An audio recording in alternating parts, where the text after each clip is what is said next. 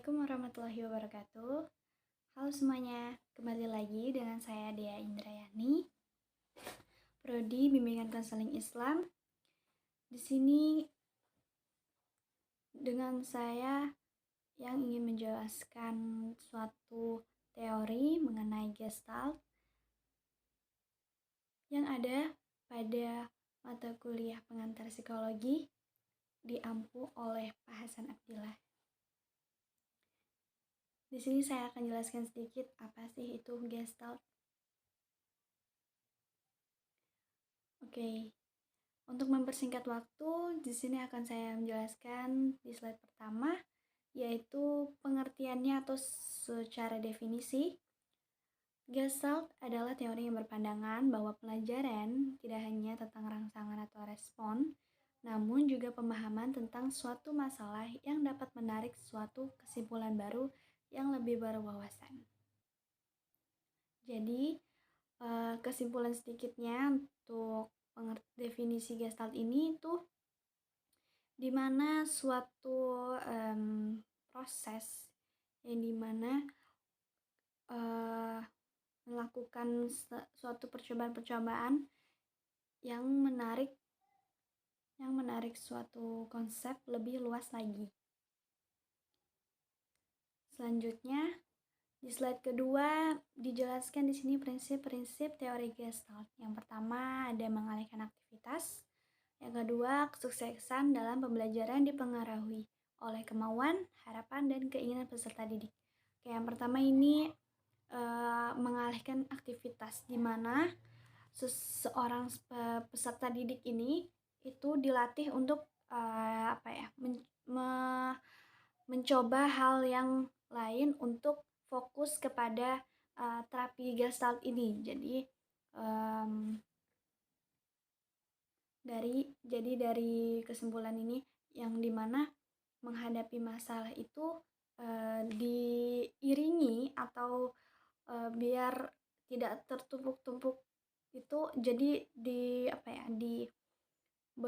diiringi oleh kegiatan-kegiatan yang mungkin bisa melupakan atau meluapkan suatu masalah yang dipendam itu tersebut. Jadi bisa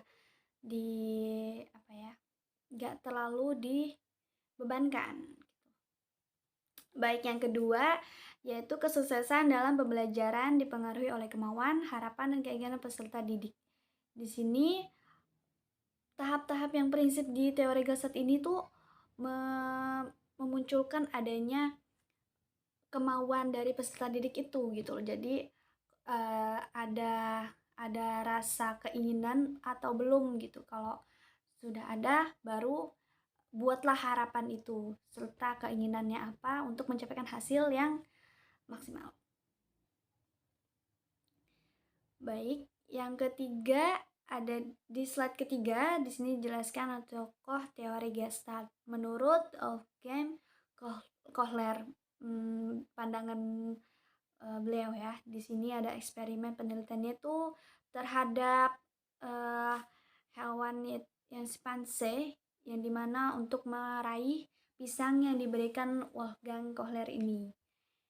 Di sini ada selanjutnya, di sini ada percobaan penelitiannya, dicoba sampai 4 kali ya eksperimen, yaitu pertama di sini saya jelaskan yaitu mengalami kesulitan untuk meraihnya. Maka simpanse tersebut menggunakan tongkat yang ada di sangkarnya untuk meraih pisang tersebut. Jadi percobaan pertama ada tahap di mana dia mau mengambil itu dengan percobaan yang pertama gitu. Jadi di sini dicobalah sama simpanse itu pakai tongkat. Jadi yang kedua masih sama dengan eksperimen sebelumnya, yaitu posisi pisang itu Wolfgang Kohler tuh lebih tinggi. Jadi simpanse memberi 2 tongkat karena sulit meraih pisang tersebut pun dengan 1 tongkat, maka simpanse tersebut menggabungkan kedua tongkat untuk meraih pisangnya.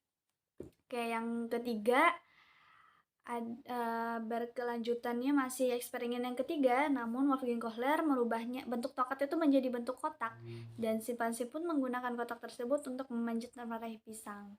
Dan yang keempat, percobaan yang terakhir yaitu masih menggunakan simpanse dan pisangnya, yaitu dengan menambah kotak dalam sangkar dan menambah posisi tinggi pisang, kemudian simpanse memperoleh wawasan baru untuk menumpuk kotak demi kotak untuk meraih pisang tersebut. Nah, jadi di sini kesimpulannya simpanse itu ada percobaan baru gitu ya, percobaan baru yang dimana dia ada tahap-tahapnya di situ, prosesnya dia untuk terus menjadi wawasan yang lebih luas lagi, yang lebih baru lagi.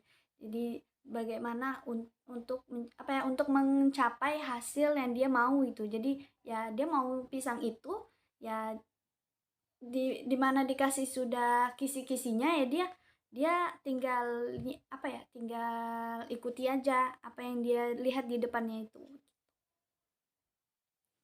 Jadi kesimpulan penjelasan tersebut itu ada penerapan di mana teori Gestalt ini itu ada sisi positif, pengaruh positifnya ya, baik meningkatkan tuh hasil belajarnya itu seperti apa, mengatasinya seberapa masalah itu seperti apa yang muncul dalam proses pembelajaran itu sendiri. Jadi pentingnya dari teori Gestalt ini adalah prosesnya itu. Jadi ya eh, bagaimana tahap-tahap dia mencoba untuk hal yang baru. Jadi tidak ada rasa sungkan atau tidak ada rasa eh, apa ya tertutup, jadi ada kayak lebih terbuka lagi, lebih ada kesadarannya diri sendiri lagi. Jadi ya begitu. Sedikit tambahan, jadi teori ini tuh bermaksud untuk memperoleh atau menciptakan pembelajaran yang menyenangkan dan juga bermakna, selaras dengan pengetahuan yang sudah diperoleh oleh peserta didik ini sebelumnya menjadi berkelanjutan lebih luas lagi.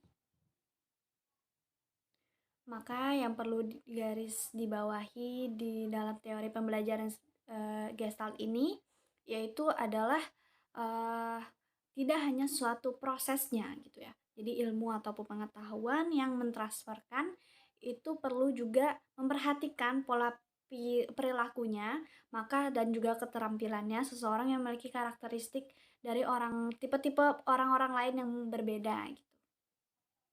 Anggapan ini pun juga sebenarnya akan menimbulkan kesan yang lebih bermakna gitu ya. Jadi kapasitas dari seseorang itu tidak berlebih-lebihan gitu. Jadi cukup sampai yang seberapa dia pemahamannya seperti itu. Jadi seseorang itu bisa memahami arti belajar itu yang sebenarnya itu seperti apa. Jadi tidak ada yang menyebabkan kerusakan moralnya, jadi atau hubungan serta yang ketidaktahuannya itu hanya mentok di situ.